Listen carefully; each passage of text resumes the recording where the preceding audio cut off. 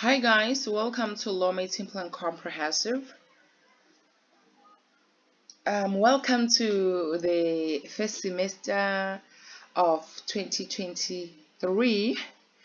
Um, Today we are going to be looking at the first assignment of SJD1501.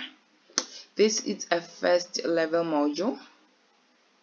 This is a very simple module that requires you to do some research on other assignments depending on the questions. But what I would like to advise you, because I've seen many students fail this assignment, and it's very simple to fail this this module. It's very simple for you to fail this module because if you can fail all your assignments. Here on this module we have like 6 assignments, and the 7th one is a portfolio. If you fail maybe like 3 or 4 assignments, even when you can work hard on your portfolio, you are not going to make it. You are not going to pass. If you are lucky, you are going to get an FI concession for it, and if you are not lucky, you have to be a semester behind doing one module.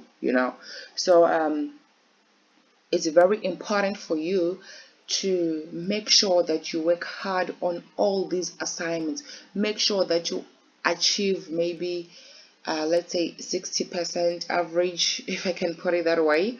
Yeah, so that you can be able to pass your portfolio. If you can pass all your assignments and fail the portfolio, you are still going to pass. I experienced that with another friend of mine, if I can put it that way. She passed all her assignments very well, and she failed the portfolio. She got like 30% on the portfolio, but she passed the module. So work hard, guys. Do not take this module or these assignments so lightly. They are very, very crucial. All right. The first question requires you to introduce yourself for 4 marks, and you cannot just write 2 lines and say, hi, my name is Charlene. I'm from this place. And no, guys, tell us your name, tell us the course, the qualification that you're studying here, or maybe background education, stuff like that. Tell us where you work, tell us why you are studying criminology, or why it's criminal justice. I don't know. Yeah, I think it's criminal justice. Or why you studying law, or why you studying whatever. Just give us that little thing. It can be like maybe 10 lines, if yeah, something like that. Just tell us a little bit about yourself so that you can acquire these 4 marks. So I do not have anything to say about this because this is a personal question. The second question is, why is it important to be ethical in your studies? Here we are required to write 100 words. I don't think that we can go below 100 words, but we can go above 100 words. I'm not sure with this module. The module that I'm very much familiar with when it comes to word count, and they are so strict when it comes to that, it's the ENG 1501, 1503. They are very much strict. When they say 100 words, make sure that you write less than 100 words. If you write more than that, you're going to be penalized. So yeah, here the most important thing that you need to look at, or maybe the first thing that you need to know, is what does the word ethical mean. Maybe try to read some articles maybe on the internet about being ethical. To know the meaning of the word ethical. What do they really want me to write about when they write about this? So the first question and the second question are very much they are what the second question and the third question, they are being ethical being ethical in your studies will make you avoid plagiarism. So let's look at the ethical part of it right now. What does being ethical mean?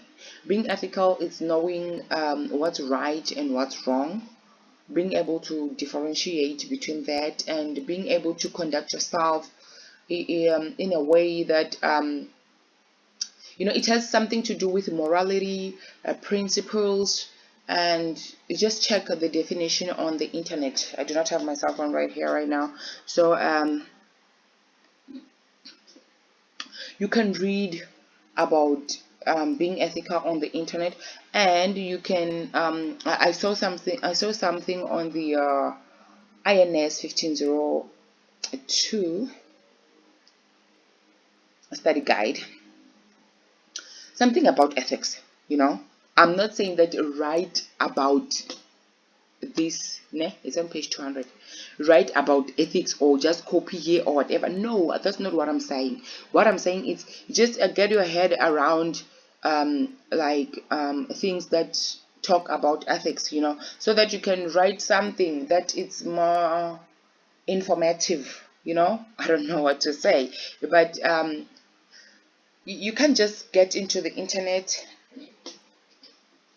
and start copying whatever that's written there. No, we don't do that here in UNISA. We call that plagiarism.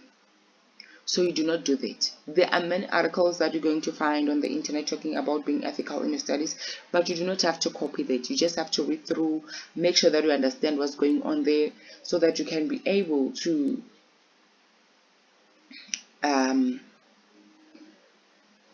write something that is more meaningful.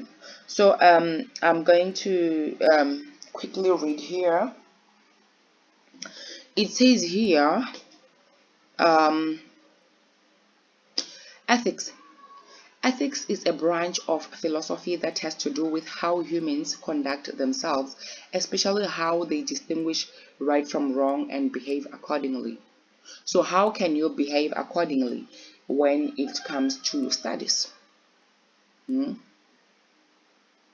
The term ethics refers to recognized rules of conduct for the actions or behavior of an individual or of a particular group or culture. Okay, let's leave it there. 9.2.1 Ethics Information. In the context of information use, ethics refers to respect of knowledge and information and respect for the ideas of others. Ethics is involved when information users seek to acquire and use information honestly and fairly, and show respect to those who originally created the knowledge. This sentence alone tells you that you need to avoid plagiarism. Remember, I told you that on the second question and the third question, there's a link. There's a link between these two questions, So let's continue. Or maybe you don't understand what is plagiarism. What is plagiarism? Are you going to understand when I go to the next one? Let me not confuse you. Okay, it deals with ethical issues regarding information from the web, in mass media, in print format, in information science, as well as the use of information in other disciplines such as business and medicine. There are a number of important issues related to information ethics, namely the right to privacy, the right to access of information, freedom of expression, academic integrity. This is where you get in academic integrity. Okay, I think this is not relevant anymore.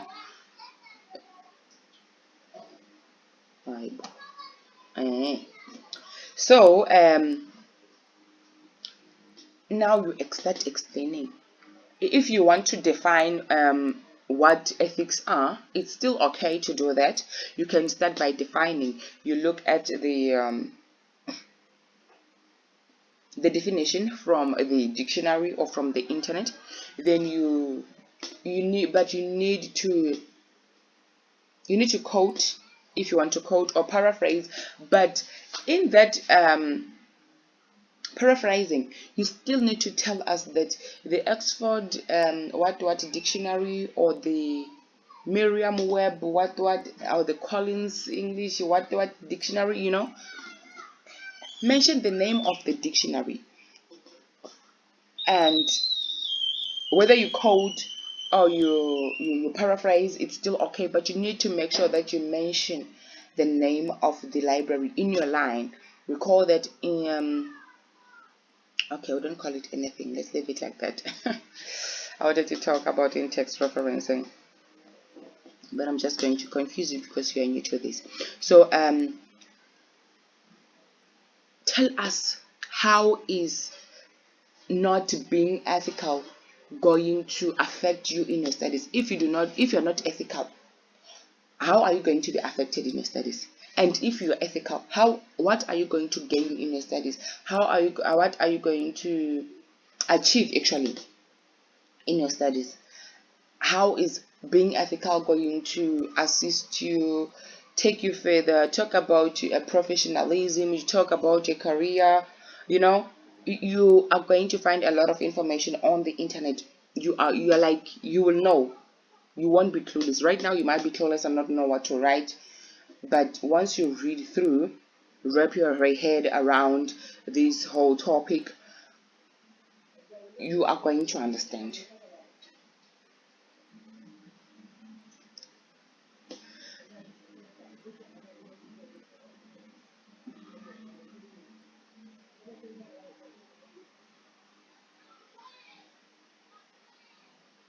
And tell us that when you're not ethical in your studies, you're going to be maybe the consequences of not being ethical is plagiarism. Ne? So you need to mention plagiarism right there, because if you're not ethical, then you're going to plagiarize. There's nothing important in your studies other than being honest, you know. And when you're honest in your studies, it means that you write your own work, you do not purchase work from any other person, you do not copy from your friends or anything like that. And that all those things, the things that I'm mentioning right now, have one word. They fall under plagiarism. So you need to mention the word plagiarism right on the second question. Am I making sense? If I'm not, I don't know. All right. The third one, it says, what are the consequences of plagiarism? For 2 marks and 100 words again. Here, I certainly believe that you need to tell us what is plagiarism. Or maybe let me rather go to page 208 of the INS 1502.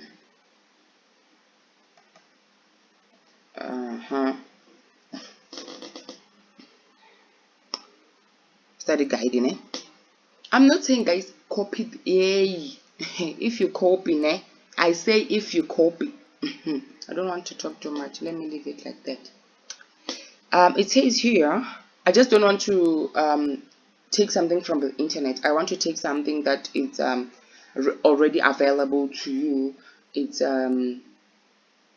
you know, they hate it when you use something from Google. So yeah, this is a reliable source. That's why I'm using this study guide. But even when you don't use this, there are many things, and like, don't use this one because I'm already talking about it. You can just take a few points from here, but I would advise you to just look up something on the internet and write it so that we can avoid the plagiarism, you know. It says here, plagiarism is a term that is often used in association with copyright and the protection of intellectual property. We have also mentioned it a few times in previous learning units. But what exactly is plagiarism? Plagiarism essentially means using someone else's work and presenting it as your own. Plagiarism is a serious form of misconduct. It involves both stealing someone else's work and passing it off as your own work afterwards. You commit plagiarism when you present someone else's published or unpublished written or creative work words, images, ideas, opinions, discoveries, artwork, and music, recordings, my recordings, you guys, computer generated work, etc., as your own. In other words, you do not acknowledge the source or give credit to the owner of the information. People who plagiarize include students, academics, authors, journalists, and anyone who creates a work, such as a piece of writing where they use someone else's work and pretend that it is their own work. Sadly, plagiarism happens frequently, especially in the digital environment, where it has become easy to copy and paste portions of text, images, video clips, etc. This is referred to as cyber plagiarism. So here you can tell us about the types of plagiarism that we have. You can look up the types of plagiarism that you can commit. Then you can start off by giving us the definition of plagiarism, né? Then from there you give us the types of plagiarism that they are, but it's not necessary, it's only 2 marks. I'm just giving you an example, né? You do not even have to necessarily explain those types of plagiarism because it's just 2 marks, but you cannot write like 2 lines or 5 lines out of this. No, you cannot. You need to make sure that you write something that is more tangible. I would write maybe like 150 words if I were you. This is referred to as cyber plagiarism, which is the use or copying and pasting of ideas and information sources from the web without properly acknowledging the original source. What have I done? The same rules that apply to acknowledging and crediting print sources apply to digital information sources and whatever. Yes, so you can just read through and go down there. Then here we have several reasons why people plagiarize, especially us as students. Then we have poor planning and poor time management. We have lack of skills, we have lack of knowledge and understanding of intellectual property and copyright, confusion between plagiarism and paraphrasing if you do not know the difference, confusion about how to cite sources properly if you do not know how to reference, So here we have the types of what have I done? Okay.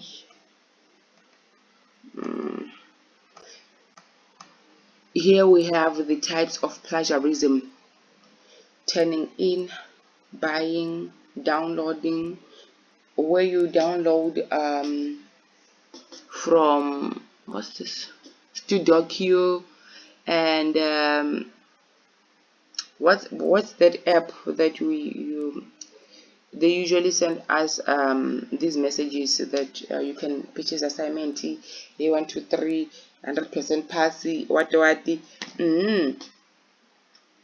These are the types of plagiarism that you can talk about if you wish, but it's not compulsory. And down here we have ways on how we can avoid plagiarism. Guys, when you read through there, you are going to find, or maybe after reading this and after going to the internet and reading through everything, you're going to know the consequences of plagiarism. How is plagiarism going to affect you in your academic journey? You can be expelled, you can be suspended, you can be you can just get a 0 for your portfolio, or anything. There are many things that you can talk about. And there's also this announcement that I saw on my UNISA. Let me quickly get my phone, guys. I cannot pause this. I don't know how to pause using this app on it. Just give me 2 seconds.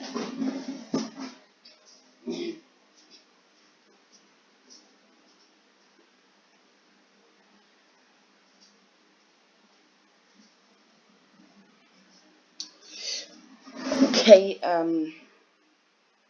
the announcement is about plagiarism. They're giving us a warning on they're telling us as students, or a reminder of some sort, that we do not have to plagiarize, and the consequences of plagiarism and everything like that, you know.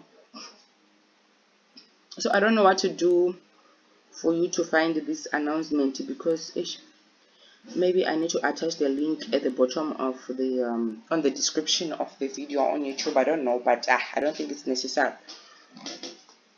So they say here, the UNISA disciplinary office has been largely successful in its outcomes against students who have engaged in academic misconduct. UNISA has over the past years emphasized the importance of protecting its academic integrity and its zero tolerance approach to any form of academic misconduct during its assessments. Students have the responsibility to uphold the Student Disciplinary Code and Academic Integrity Policy. Despite this, we have noted a growing number of students who have engaged in cheating, plagiarism, and ghostwriting, as well as students making use of service provider solutions and other forms of academic dishonesty during their online assessments.